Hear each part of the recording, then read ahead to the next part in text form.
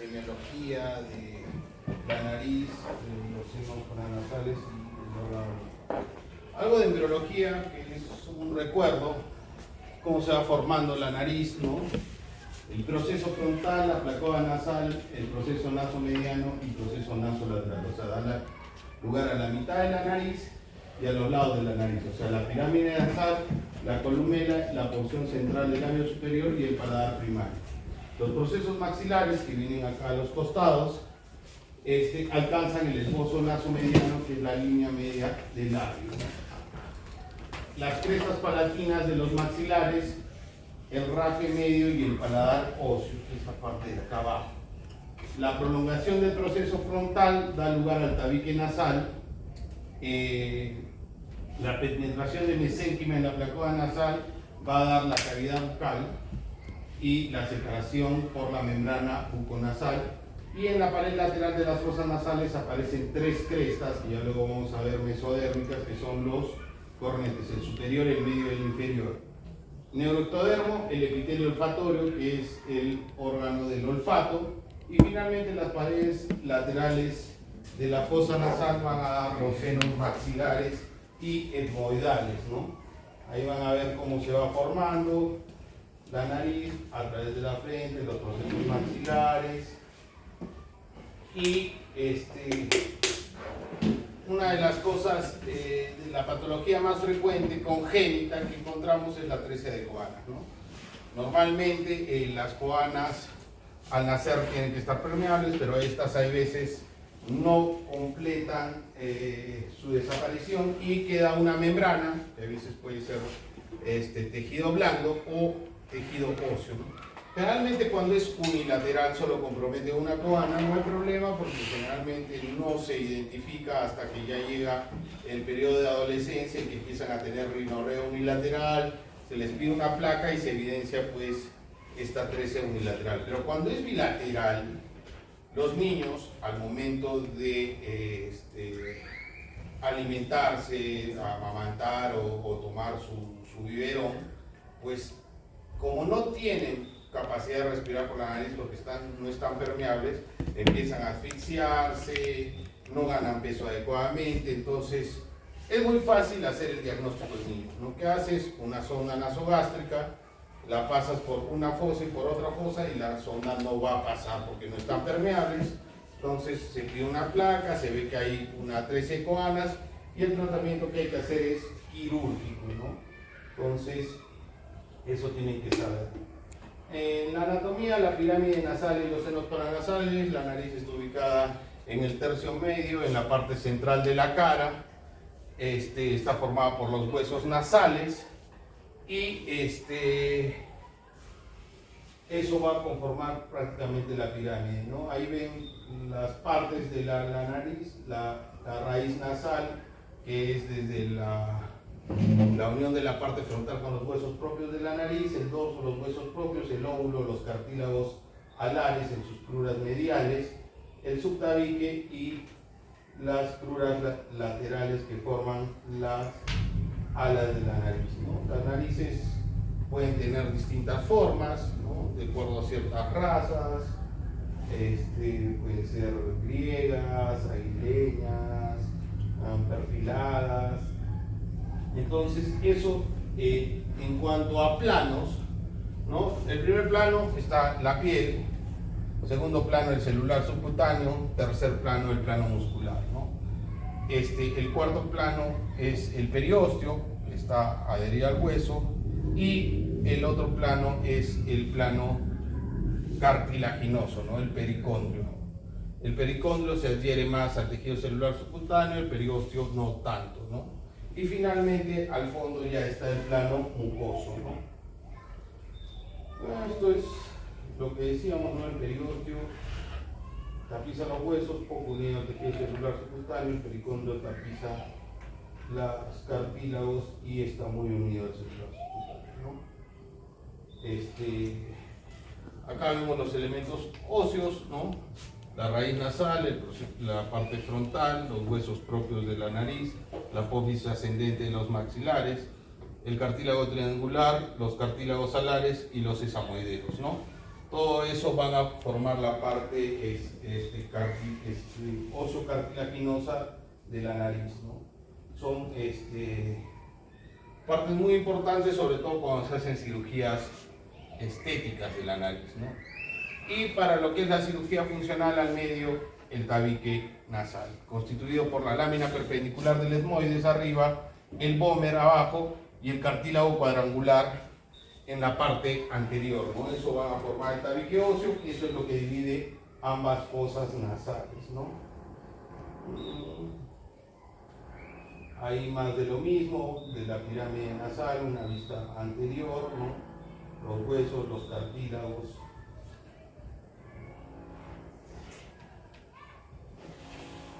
Ahí están los cartílagos alares. Los cartílagos alares tienen unas cruras laterales y unas cruras medias que forman la columela, ¿no? Entonces, esto es importante porque esto da definición a la punta nasal, ¿no? En cirugías estéticas a veces hay que unir los cartílagos alares para darle una mayor proyección al ángulo de la columela, ¿no? Músculos. Los músculos elevadores que acortan la nariz, el procerus, el elevador del labio superior y del ala nasal y el músculo nasal. Los depresores que alargan la nariz y la dilatan, está la porción nasal del músculo alar y el depresor del septum nasal, ¿no? Ahí los tienen, pues, lo que permite la movilidad de la parte cartilaginosa. Vascularización, arteria oftálmica da la arteria dorsal, la arteria facial da la angular y la arteria labial superior, y la arteria maxilar interna da la arteria infraorbitaria, la arteria etmoidal anterior, la nasal externa. ¿No? Como van a ver la conformación de la irrigación tanto externa de la nariz como interna, cuando veamos las fosas nasales, proviene de ambas arterias principales que dan irrigación a la cara, ¿no? Que es la carótida externa y la carótida interna, por eso es una zona muy vascularizada, ¿no? El drenaje, la vena facial drena a las regiones frontal y medial de la cara y la vena oftálmica drena el área orbitopalpebral, ¿no? Entonces, esto es importante. ¿Por qué? Porque ustedes siempre han escuchado o de repente han visto que la gente se preocupa mucho de golpes, infecciones que pueda tener en la nariz, porque dicen que es el triángulo de la muerte. ¿Por qué? Porque tiene conexiones de las venas de la nariz con venas del seno cavernoso, ¿no? Entonces, si hay infecciones que pueden viajar a través de estas venas, pueden ir hasta el seno cavernoso y causar una trombosis del seno cavernoso, ¿no? El drenaje linfático, la parte superior a preauriculares, la parte inferior a submaxilares. La inervación, como la mayor parte de la cara, la sensitiva a través del trigémino, la rama B1 y la B2, y la motora a través del facial, a través de su rama cigomático temporal, ¿no?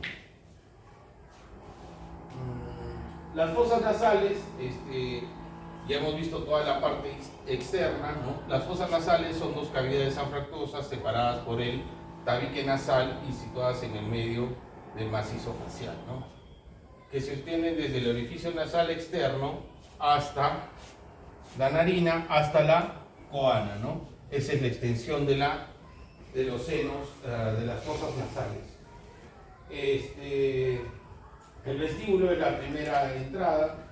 Hay membrana, generalmente ahí están las vibrisas, ¿no? Que son esos pelitos que protegen de cuerpos extraños y todo, ¿no?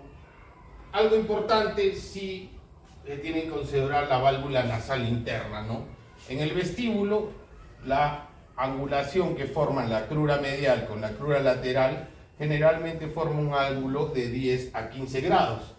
Esta es la válvula nasal interna. Entonces, cuando hay alteraciones óseas, cartilaginosas, traumatismos, abscesos, golpes, infecciones a nivel de esta área y hay una deformación, como vemos acá, Eso que conlleva a una estenosis, a una disminución de este ángulo de la válvula nasal interna, y los pacientes refieren pues que no respira bien, no ingresa adecuadamente el aire. Cuatro paredes, una superior, una lateral, una medial y una inferior, ¿no? Hacia abajo de la nariz que está, en la parte superior que está formada la escotadura nasal del hueso frontal, ahí está el hueso frontal, la lámina cribosa, ahí en la lámina cribosa del etmoides, por ahí ingresan los receptores del nervio olfatorio, ¿no? Y posterior, ahí está el etmoides, ¿no? Eso, ¿por qué es importante conocer las paredes, las vecindades? Porque obviamente alteraciones en alguna de estas paredes, pues se ha visto, ¿no? En cirugías endoscópicas se rompe esto y se puede causar un hematoma, una fístula de líquido cefalorraquídeo, porque el cerebro está ahí afuera, está ahí encima, perdón. Entonces, la pared inferior es el piso, donde está la cresta nasal, la espina nasal, y está el paladar, ¿no? El paladar es la pared inferior de las fosas nasales. La pared lateral o medial, hemos visto que está formada por el tabique nasal, lámina perpendicular, Bomer, cartílago cuadrangular, ¿no? Lo que forman el tabique óseo y el tabique cartilaginoso, ¿no? Ahí está la medial. Y la pared lateral, tres estructuras que ya hemos dicho que son muy importantes, que ya vamos a ver: cornetes medio, inferior y el cornete superior, ¿no? Esas son tres estructuras importantes para la función nasal, como vamos a ver posteriormente. Ahí están los cornetes. Entonces, como ya han apreciado, ¿no? O sea, los límites te permite identificar pues qué estructuras hay colindantes y qué lesiones pueden haber de estas estructuras colindantes. Esto sí va a ser una pregunta de examen, esto siempre se pregunta. Entre los cornetes se encuentran tres meatos, ¿no? ¿Qué son los meatos? Son zonas de desembocadura de diversas estructuras, ¿no? El meato superior, el más alto, que está acá, ahí drenan dos cosas: las celdas etmoidales posteriores y el seno esfenoidal. En el meato medio drenan las células etmoidales anteriores, el seno maxilar y el seno esfenoidal. Y finalmente en el meato inferior drena el conducto lacrimonasal, ¿no? Por eso cuando hay obstrucciones a nivel del conducto lacrimonasal, hay veces tenemos que hacer nosotros cirugías que se llaman daquilosistorrinostomías, ¿no? Que son entrar por la nariz, buscar el hueso lagrimal, se apertura este saco lagrimal y ya no drenan a través del conducto, sino a través del saco, sobre todo cuando hay obstrucciones de este conducto lacrimonasal, ¿no? Que dan como clínica lepífora, ¿no? Esto sí es algo que se va a preguntar. La irrigación, ya saben, carótida interna, carótida externa, oftálmica, da las ramas. Acá está la arteria oftálmica, dos ramas, la arteria etmoidal posterior y la etmoidal anterior.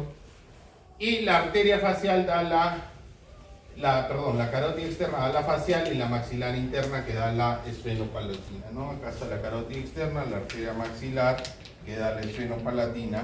Y en la parte anterior estas se anastomosan, ¿no? Esto también va a ser una pregunta porque ya van a ver que este es el área donde asienta la mayor cantidad de epistaxis, ¿no? De sangrados nasales, que se llama el área de Kieselbach, ¿no? Donde confluyen la arteria etmoidal anterior, esfenopalatina ascendente y facial, ¿no? Esta es donde tiene lugar la mayor cantidad de epistaxis, ¿no? Porque la pregunta será: ¿cuál es el área donde hay la mayor cantidad de epistaxis, ¿no?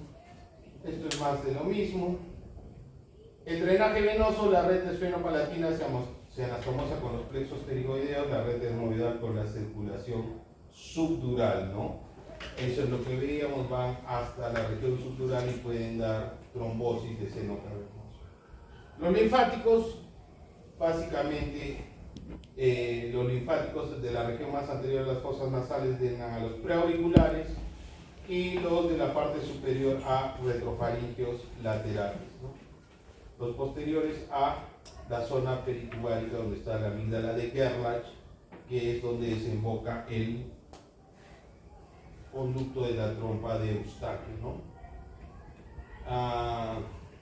Inervación, bueno, acá saber que en el techo, como vimos, era la lámina cribosa del etmoides y está ahí las primeras neuronas de la vía olfatoria, ¿no? La vía olfatoria vamos a ver que tiene 3 neuronas, muy importante pues para percibir olores, para el sistema defensivo, para el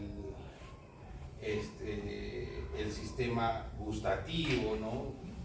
Entonces la inervación sensitiva, ramas del trigémino, la inervación simpática, el simpático cervical y la parasimpática del ventroso superficial mayor y del iliano. Los senos paranasales son extensiones de las fosas nasales, ¿no? Todos sabemos que son 4, los frontales, los etmoidales, los esfenoidales y los maxilares. Son dobles, ¿no? O sea, hay 2 frontales, 2 etmoidales, 2 maxilares y 2 esfenoidales que están separados por un tabique. Si bien son dobles, pueden ser asimétricos, ¿no? Dos no pueden crecer a la par, ¿no? Pueden ser asimétricos, se comunican a través de los meatos. ¿Qué tienen que saber acá? Básicamente, pues, es las paredes con las que colindan, porque las lesiones que haya, sinusitis, tumores en seno, por ejemplo, en el seno frontal pueden comunicarse hacia adentro con el cerebro, hacia afuera con la parte frontal, hacia abajo con la pared nasal, ¿no? Entonces, tienen que saber esos límites, ¿no? El seno, esto también puede ser una pregunta de examen, ¿no? Que están presentes desde el nacimiento y se neumatizan a los 4 años, son los senos maxilares, ¿no? ¿Por qué? Porque es donde asienta casi la mayor patología, ¿no? Sinusitis, carcinomas, epidermoides, pólipos antrocoanales, es donde generalmente asienta la mayor tipo de patología. Y miren sus relaciones, ¿no? Ustedes miran 2 cosas importantes. Hacia arriba está la órbita, entonces las sinusitis maxilares pueden dar complicaciones orbitarias. ¿Y por qué? Generalmente hacia abajo que están los dientes. Por eso las complicaciones odontógenas, infecciones, pueden dar sinusitis maxilares, ¿no? Entonces, eso es muy importante que vean las relaciones que tienen los distintos senos, ¿no? Etmoidales tienen bastante relación a través de una lámina que se llama lámina papirácea con el ojo, ¿no? Entonces muchas veces cuando hay lesiones compresivas orbitarias, a veces se realiza por vía nasal descompresiones. Esta lámina es papirácea porque es como un papel, es demasiado delgadita, ¿no? Entonces tú rompes esta lámina y la órbita, el globo ocular con sus músculos, todo, se hace una herniación hacia la zona etmoidal, ¿no? Este seno hay que tener un poco de consideración. ¿Por qué? Porque es una vía de abordaje importante y por la importancia con las relaciones que tiene, ¿no? El seno esfenoidal es el seno más posterior y asienta en el seno esfenoidal, en la pared superior, una glándula importante, que es la hipófisis, ¿no?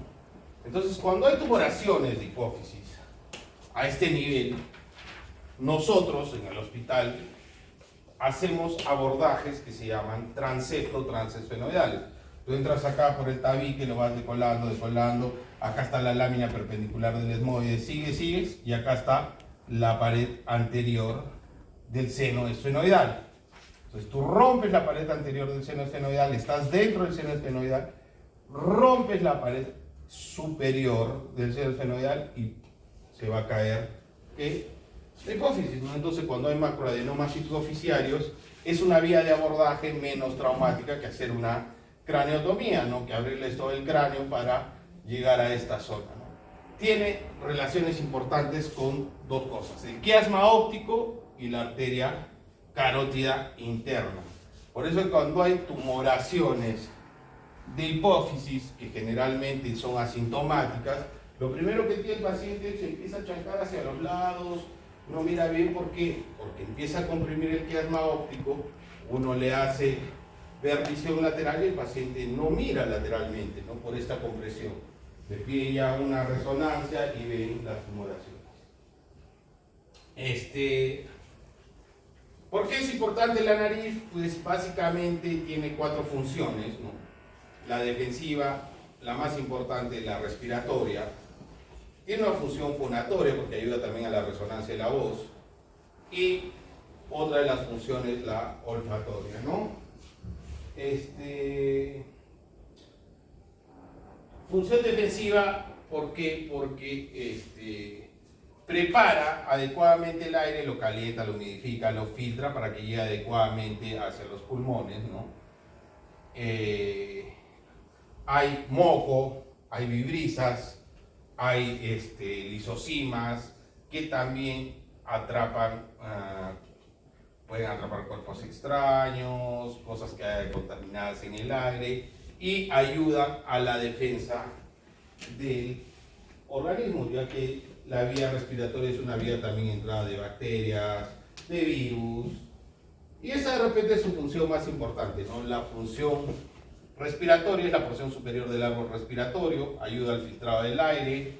Esto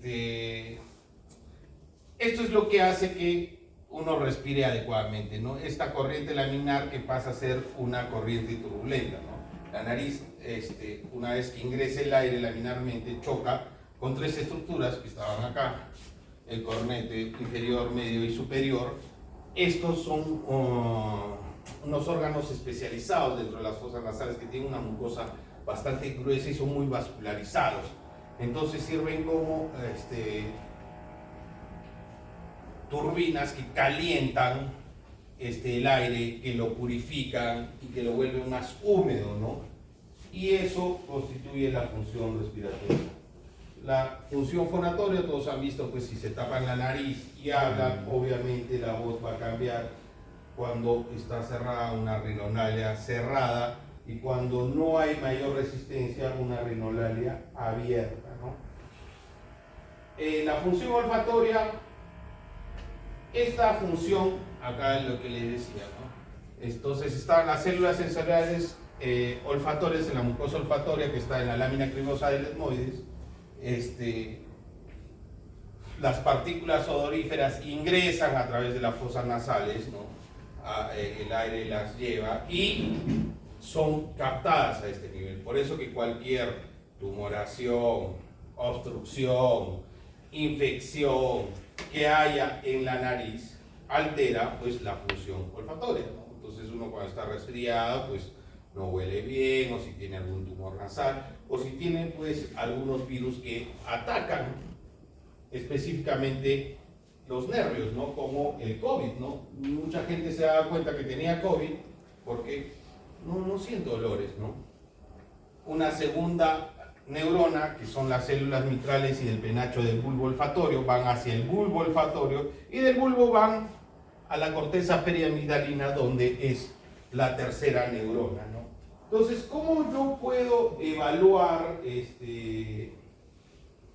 esta función, ¿no? Ahí vemos que las moléculas odoríferas se fijan a receptores situados a lo largo del epitelio sensorial, produciendo una activación de adenosiclasa, iniciando la despolarización de la vía nerviosa, ¿no?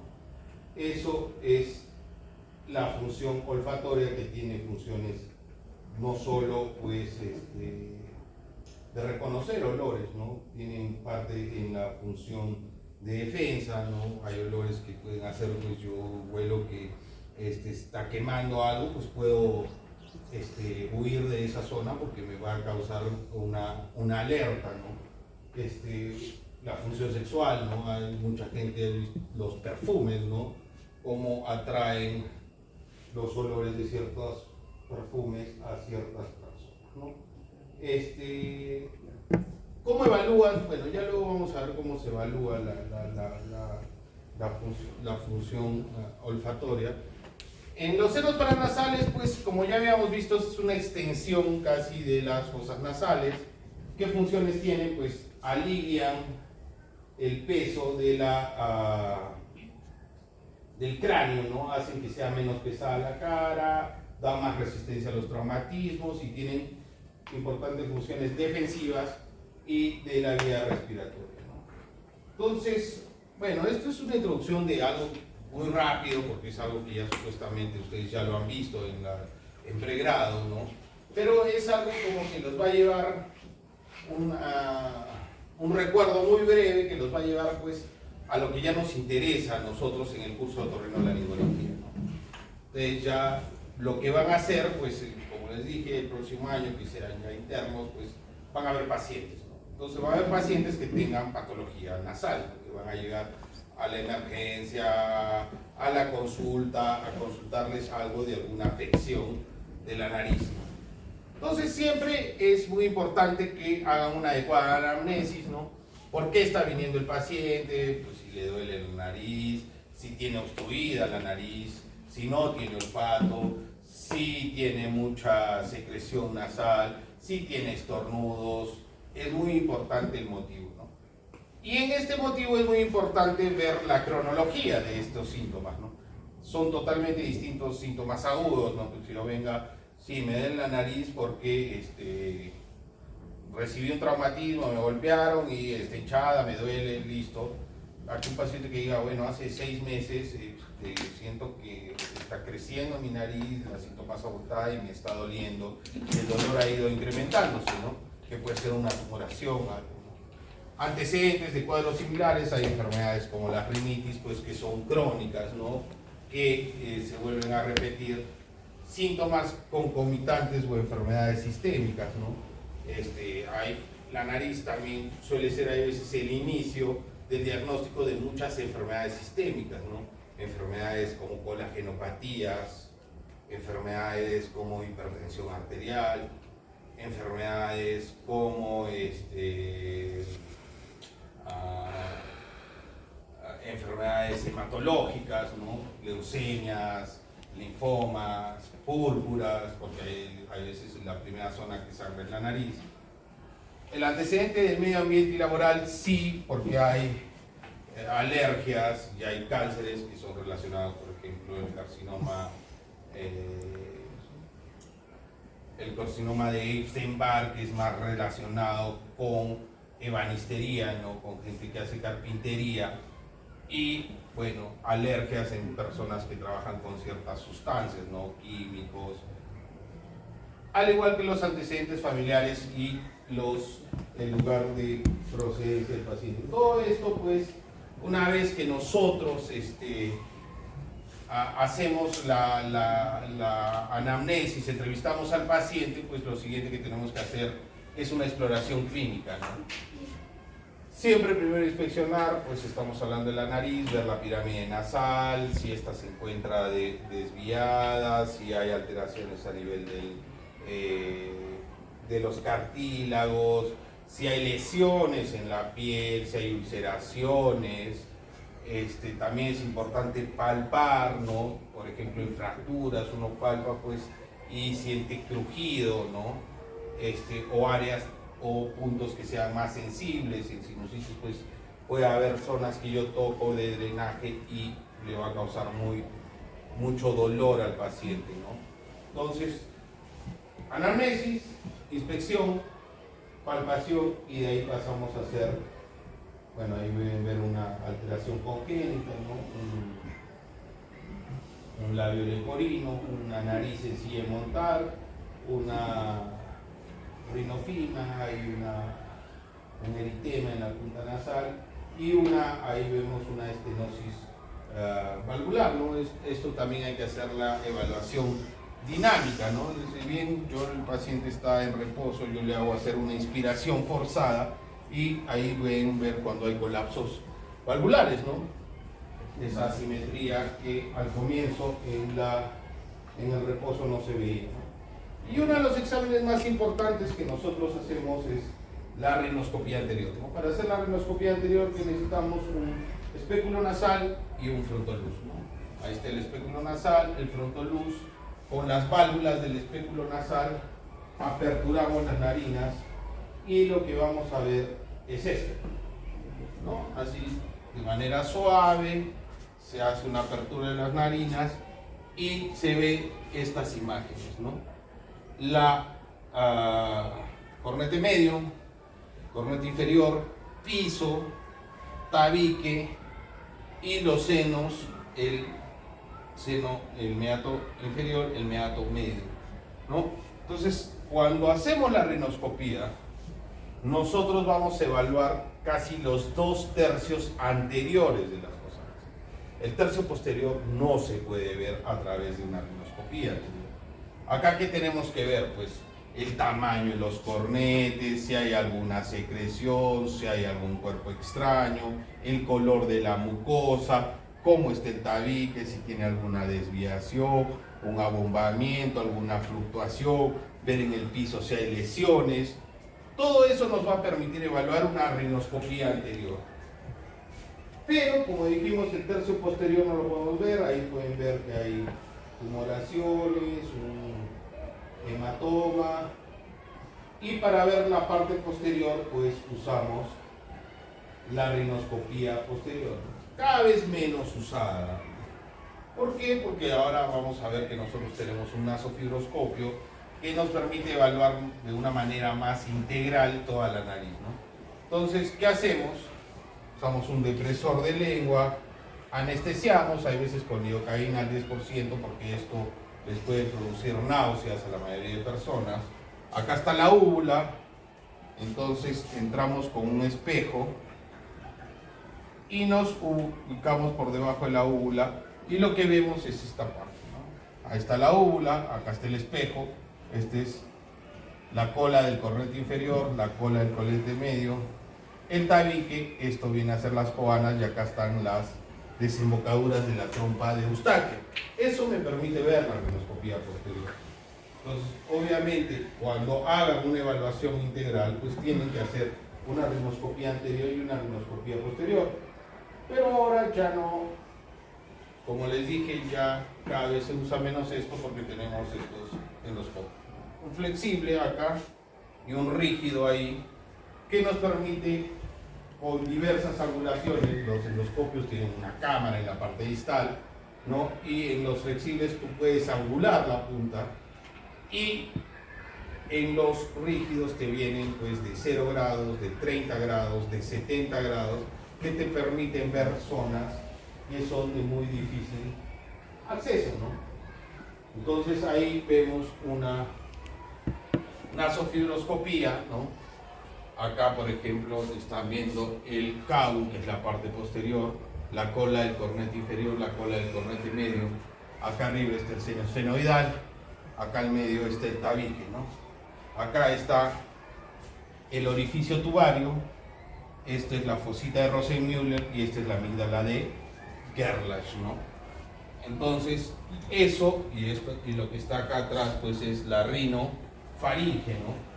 Entonces, ya ven cómo se ve mucho mejor con una endoscopía esta parte posterior, ¿no? También nos permite ver ahí, por ejemplo, hay un pólipo, en lo otro hay una secreción purulenta. Este es un examen que, bueno, tienen que saberlo de manera general, ¿no? O sea, cuando yo puedo ver un tabique desviado, que para mí no le está permitiendo respirar adecuadamente, pero el paciente puede decir, sí, yo respiro adecuadamente, ¿no? Entonces, para hacer una valoración del flujo del aire a través de la nariz, existen la rinomanometría clásica y la rinomanometría acústica, ¿no? ¿Qué es esto? Es la resistencia que ofrece la nariz al pasaje del aire. Cuando hay una desviación severa, corrientes muy grandes, tumoraciones, obviamente no va a permitir un pasaje adecuado y las ondas van a ser más planas, ¿no? La evaluación del olfato, que es otra de las evaluaciones, pues es muy subjetiva la evaluación del olfato. ¿Por qué? Porque no todos tienen el mismo olfato, ¿no? Hay gente que tiene un olfato privilegiado y puede oler distintas sustancias y a distancias mucho más largas, y hay gente pues que tiene menor olfato. ¿Esto se educa? Sí, obviamente se educa haciendo leer y constantemente y distintas sustancias y que uno pueda ir identificando. Entonces, ¿cómo se evalúa generalmente el olfato? Pues se evalúa con un test de olores, ¿no? Entonces acá ven, hay distintas sustancias, ¿no? Y lo que le preguntan al paciente con qué intensidad las percibe, del 1 al 3, ¿no? 0 es cuando nulo, o sea, no percibe nada. 1 es muy poco, 2 moderado y 3 intenso, ¿no? Entonces le haces oler sustancias como limón, coco, fresa, café, todo, y en base a eso ves si tiene una alteración leve, moderada o severa. Esto sí es un cuadro que tienen que saberlo muy bien. ¿Por qué? Porque esto va a ser de repente lo que más van a ver como internos en las emergencias, lo que más vemos los otorrinos en emergencia y en hospitalización, que es la epistaxis, ¿no? Epistaxis es el sangrado nasal, ¿no? Entonces cualquier proceso hemorrágico cuyo punto de origen se encuentra en las fosas nasales o senos paranasales, ¿no?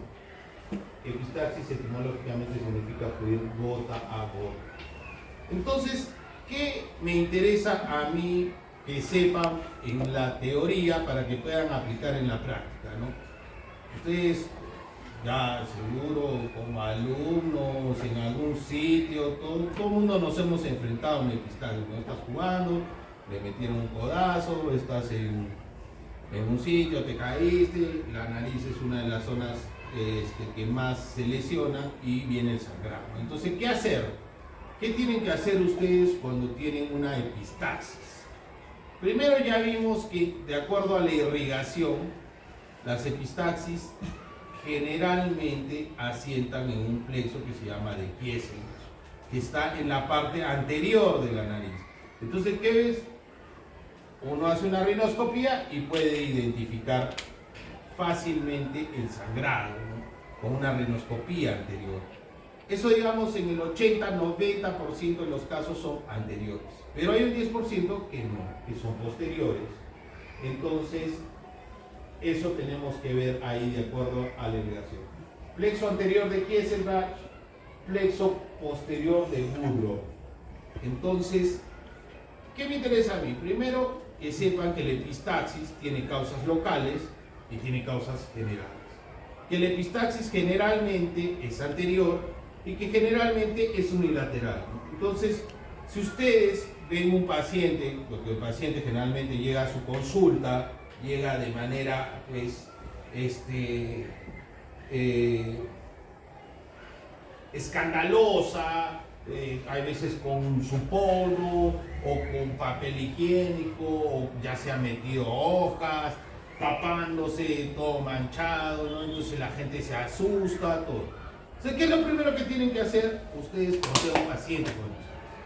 Primero, como todo paciente que ingresa por sangrado, tienen que hacer el ABS, ¿no? Ver que la vía aérea esté permeable. A veces tienen coágulos en la y vienen patorándose, entonces uno le mira y tiene un coágulo, le saca y ya puede respirar. Entonces tienen que ver eso en el paciente. Una vez que lo ven estable y todo, funciones vitales, ¿no? No es lo mismo un paciente que ingresa pálido, con una presión de 50-30, una frecuencia cardíaca de 160, que un paciente que ingresa pues con una presión de 170, frecuencia cardíaca 72, igual sangrando. No todos los pacientes que sangran son iguales. No todos los pacientes que sangran tienen la misma patología. Entonces, ahí está su avidez, su acuciosidad en preguntar, en investigar, en ver. Hay cosas que son muy sencillas, pues viene ¿sabes qué? Está jugando fútbol, me cayó un pelotazo y estoy sangrando. Pues, una persona joven, no tiene antecedentes, ya pues de seguro tiene una fractura nasal y ya está, y eso sangró. Se acabó, ¿no? pero hay veces que no, ¿no? O sea, entonces, ¿qué hacen? Listo, viene el paciente, ustedes lo miran, todo, ven, inspeccionan, que esté permeable, la vida. Le ponen una bata, toman sus funciones, esté estable, lo empiezan a evaluar. Primero le quitan todo lo que tenga. Tiene su papel, todo esto, le quitan, le hacen sonarse bien la nariz. Que tenga ahí una riñonera, que caiga la sangre.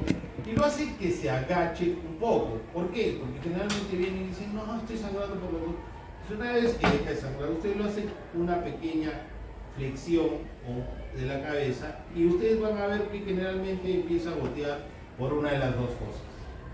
Entonces yo ya sé que es un paciente que tiene epistaxis, por probabilidad simplemente le digo apriétese, haga una compresión mientras yo voy preparando mi nitrato, mi electrocauterio, mi tapón, lo que tenga, y hago una rinoscopía anterior.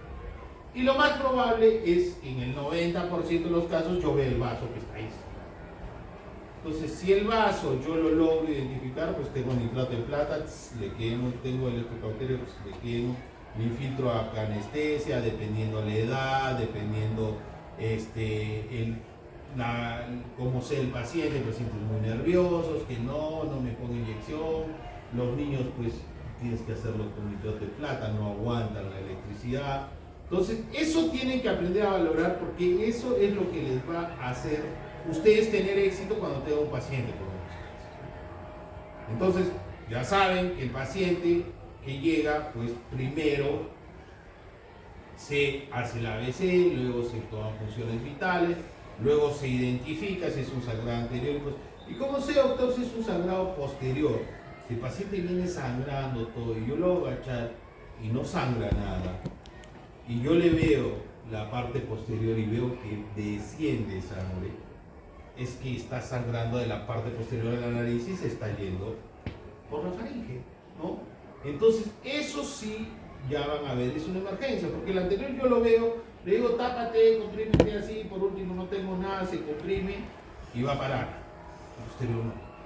Y el posterior, como han visto, no podemos ver la parte posterior. Yo hago una rinoscopía anterior y no está sangrando. Yo le digo, no, señor, usted no está sangrando, yo no veo nada, no veo los vasos, no veo. Le abro faringe y bum, desciende.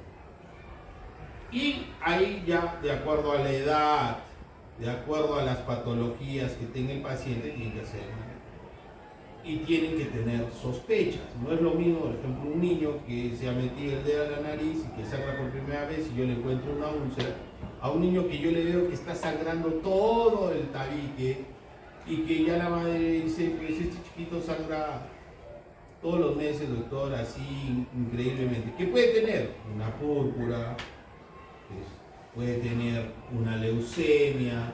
Entonces a ese niño que yo sí le tengo que pedir unos exámenes de laboratorio, seguro le voy a pedir un hemograma, sus plaquetas van a estar en el suelo si tiene una púrpura, o sus leucocitos van a estar volando si tiene una leucemia, ¿no? Entonces eso es lo que yo quiero que ustedes hagan primero. En la parte teórica ustedes tienen que saber identificar, ¿no? Es un paciente de 70 años, tiene hipertensión.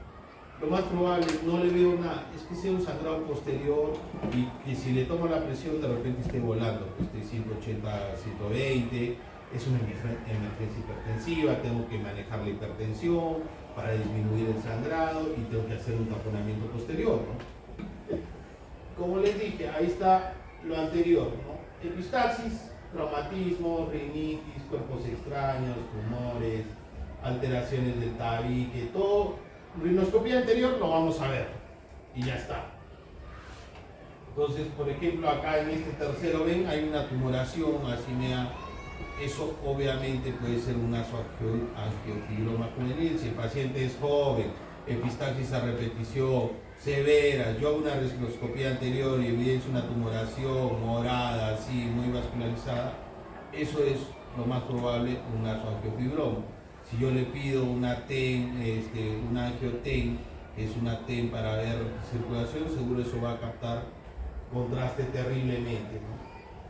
Pero acá, por ejemplo, hay ya ciertas cosas que ya no son locales, ¿no? que tiene el paciente enfermedades hematológicas, como Rendu-Doppler-Weber, ¿no? El Rendu-Doppler-Weber es una alteración en los vasos que es heredada familiarmente. Entonces, las familias, un papá dice, sí, yo tengo Rendu-Doppler-Weber, tengo epistaxis todo el rato, el hijo viene, también tiene Rendu-Doppler-Weber, el nieto, hay familias así que tienen eso. Hipertensión, hepatopatías, tóxicos, infecciones sistémicas.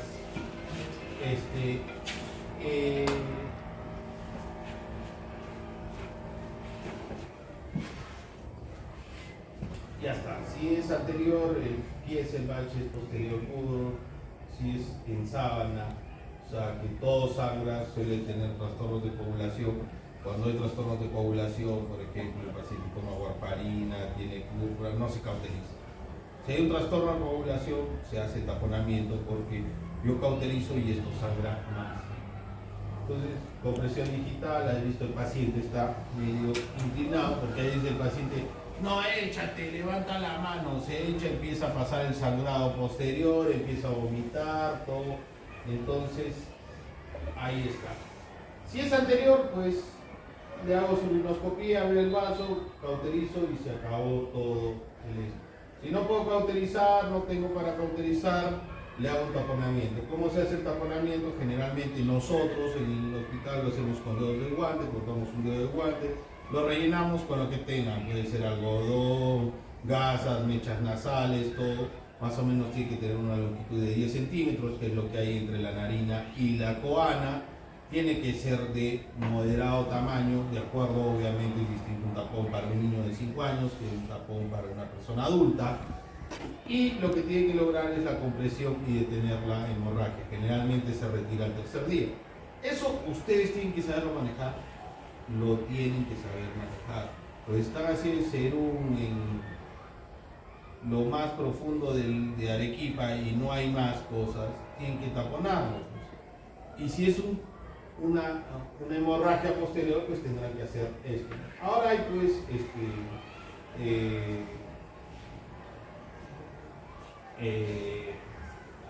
materiales especiales que simplemente permiten realizar de una manera más fácil el taponaje, ¿no? Ahí ven en la primera figura, ya están premoldeados, lo introducen simplemente ustedes, ponen un poco de agua y eso crece y hace la compresión. Pero eso pues no lo van a encontrar pues, en cualquier sitio, ni en el seguro tenemos eso. Y cuando no se puede hacer un taponamiento anterior, se hace esto, un taponamiento posterior. ¿Qué es el taponamiento posterior? Taponar las coanas, ¿no? Entonces, ¿cómo puedes hacerlo? Con una sonda Foley. Introduces la sonda Foley, bajas, deprimes la lengua, ves que está en orofaringe, la inflas más o menos con 10 a 15 centímetros y la tensionas, ¿no? Este es un neumotaponamiento, que es un aparato especial que tiene una bomba para el taponamiento posterior, pueden ver, y una para el taponamiento anterior.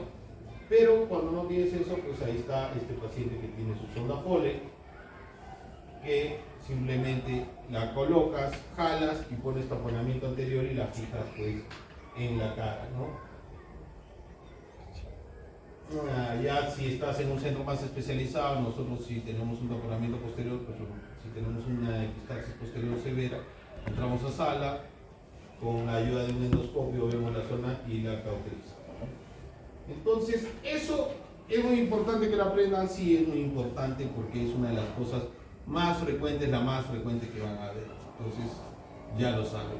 Y esto es una de las cosas por la que prácticamente los otorrinos viven, que es el tabique nasal. El 80% de cirugías son nasales, ¿no? Y digamos de ese 80%, pues un 20% serán tumorales, pólipos, perforaciones y el resto son desviaciones del tabique nasal o rinoplastia, ¿no? Entonces, ¿cómo hacemos la evaluación? Ya habíamos visto que el tabique nasal, tres cosas la conforman.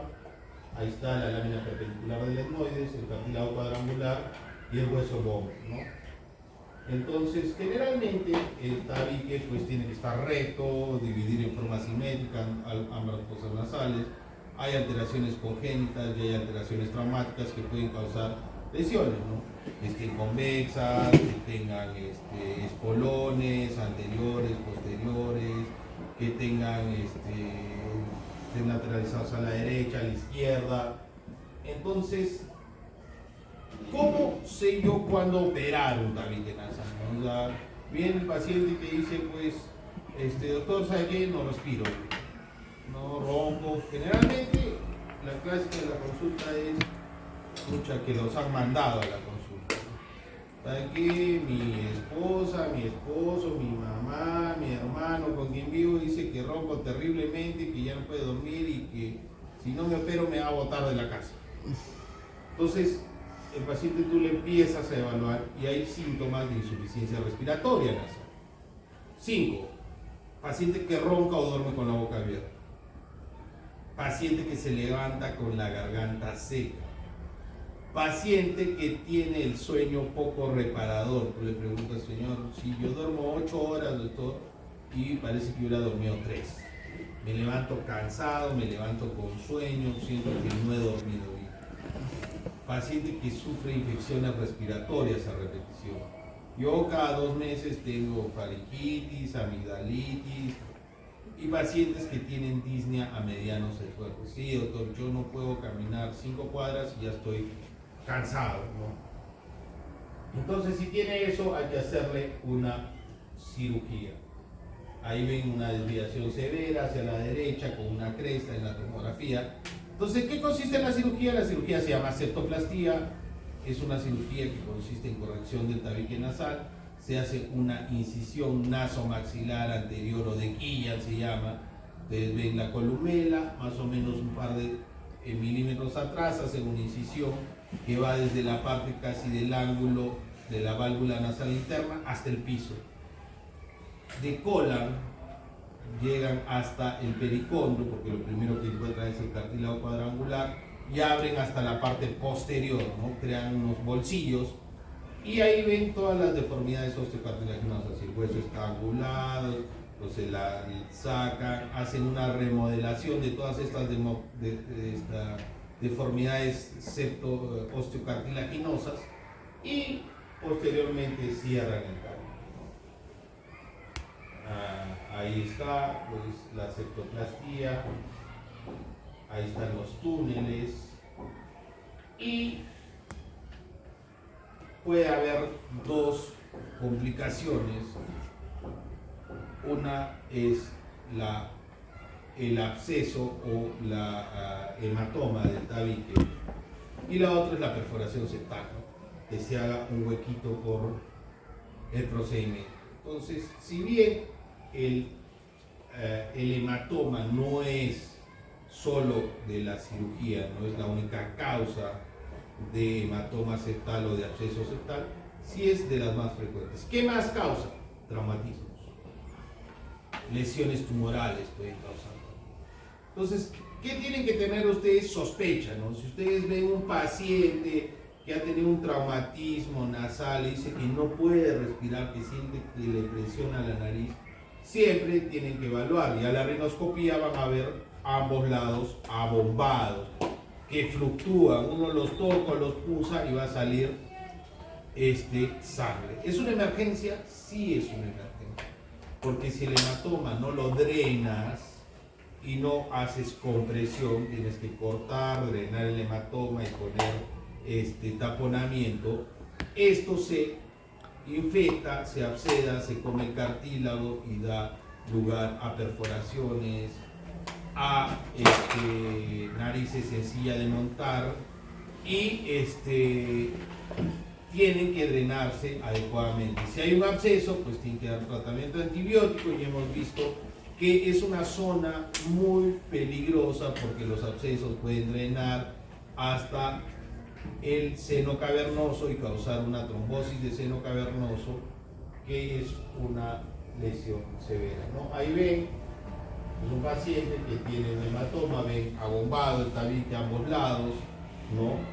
Y debe presentar especial atención en edades pediátricas, pequeños que a veces se caen y no pueden respirar, a veces uno no los mira y dice, ah, es por el golpe, nada más. y los manda a la casa y luego regresan pues que están peor, que no pueden respirar peor y ven y ya hay veces está infectado, ¿no? Entonces ahí se ve claramente un absceso, rinoscopía anterior, endoscopía, resonancia, hemograma, cultivos, es todo lo que se puede hacer, ¿no? Evacuación urgente, y hemos visto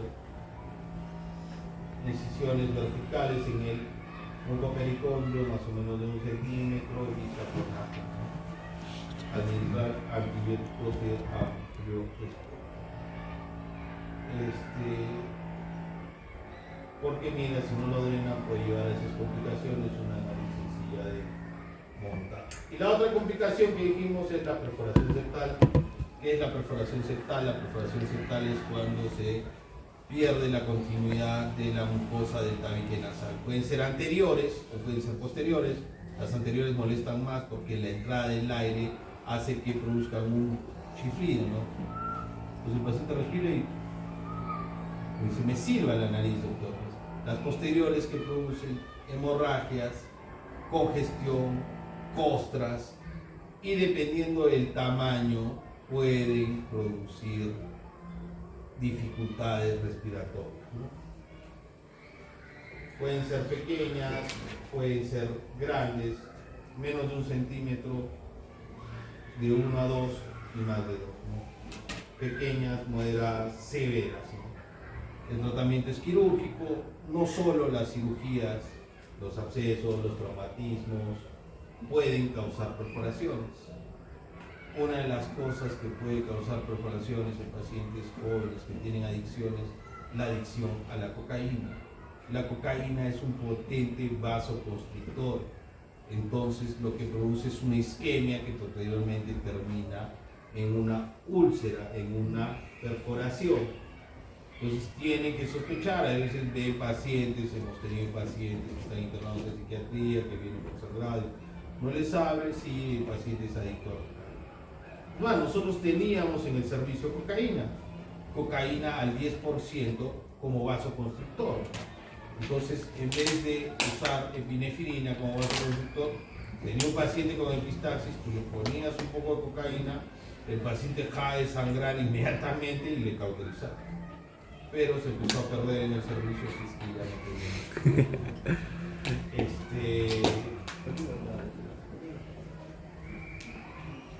Ahí está, ¿no?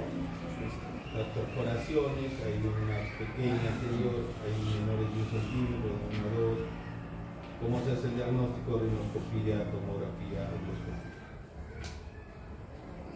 Y finalmente esto, que quiero que tengan claro, porque es otra de las cosas que les va a llegar a la emergencia y tienen que tener alta sospecha, ¿verdad? Porque estos pacientes, la mayoría son niños, ¿no? Si bien hay adultos que llegan con cuerpos extraños de la nariz, el adulto te va a decir, pues no, estaba jugando con esto, o me iba a poner un piercing y se me cayó esto, y ya está. Y sabes que es un cuerpo extraño y normal. Pero en niños no, y hay veces tampoco el papá se da cuenta, ¿no? Tengo un caso que siempre les hago para que ustedes siempre vean al paciente, vean y tengan sospecha, ¿no? Generalmente son pacientes, niños que tienen rinorrea unilateral, fétida, y tienen que sospechar. Un chiquito llegó, sus papás lo llevaron, pues tenía un poco de rinorrea, estornudos porque era un cuerpo extraño. Entonces lo vieron, lo vio pediatra, bueno, es un resfriado, pues cetirizina, panadol, listo, ya está. Lo llevaron, se lo llevaron a la casa, el paciente empeoró, empezó a tener más rinorrea, empezó a hacer fiebre. No lo vieron, dijeron, bueno, se ha complicado pues seguro con una sinusitis. Ya le subieron el antibiótico, se reacciona, no lo sé, bla, bla, bla. Y el chiquito pues a las 15 días regresa pues peor, ¿no? Ya medio hinchado. Y dice, a ver, vamos a tomar una placa, ¿no? Toma una placa y se evidencia pues una pila en la fosa nasal. Entonces, Este niño, si tú lo hubieras visto en primera instancia y hubieras hecho el 30 segundos de hacerle su rinoscopía anterior, hubieras evidenciado el cuerpo extraño. Entonces tienen que sospecharlo, tienen que ver al paciente, no es, no, pero el papá me dice que no se ha metido nada, ¿no? O sea, tienen que sospecharlo, ¿no? Los niños, descuidan en un segundo y se meten Legos, arberjitas, tecnopor, cosas de billutería, que lo hemos visto en niños, ¿no? Entonces, tienen que tener esa sospecha de una rinorrea unilateral generalmente en niños y hacer siempre la rinoscopía, porque el cuerpo extraño en 99.9 veces lo van a encontrar viendo una rinoscopía. Entonces eso también les va a llegar a la guardia, les va a llegar a la emergencia, y lo que sí les voy a pedir que aprendan a extraer cuerpos extraños. Es muy sencillo, necesitan un ganchito que sea angulado. No traten de sacar con pinzas, menos pues, ahí está con el dedo, algunos tratan de sacarlo, lo único que hacen es introducirlo más, causar lesiones en la mucosa nasal, y el niño pues ya no se deja manipular. Entonces ustedes, una vez que hacen la rinoscopía y ven el cuerpo extraño, simplemente lo que tienen que hacer es, como son niños generalmente, pues inmovilizarlos, ¿no? Anestesia enzimática, un par, el papá agarrarlo bien, que agarren bien la cabeza. Ustedes hacen su rinoscopía y usan este gancho. Ahí lo ven. Es un gancho para extraer cuerpos extraños de nariz. ¿Cómo van ustedes? Este es el cuerpo extraño, el gancho va por detrás y lo que hacen ustedes arrastran hacia adelante. Porque si yo lo quiero agarrar así, se me va. Se te va, el niño ya empieza a llorar, ya le duele, por ahí te movió un poco la cabeza, ya lo hiciste sangrar, el papá lo quiere cargar y se hizo toda una tragedia. Entonces tienen que tener sospecha, hacer la rinoscopía y hacer una adecuada extracción. Ya ahí van a ver pues que puede haber cualquier tipo de cuerpo extraño, ¿no? Pueden ser orgánicos, vegetales, se meten carverjitas, piedras, papel, borradores, pueden haber a veces animados, ¿no? O sea, moscas, gusanos, ¿no? Raro, pero puede haber, ¿no? Entonces, alta sospecha y adecuada extracción. ¿Listo? No sé si tengan una pregunta, quieran algo más. De esto, tienen que, y yo me quedo con que sepan extraer cuerpos extraños, que lo van a tener que hacer, tratamiento y diagnóstico adecuado de epistaxis, y de anatomía, pues que sepan algo de drenaje y evaluación olfatórica. Eso es lo que más les hará. ¿Listo?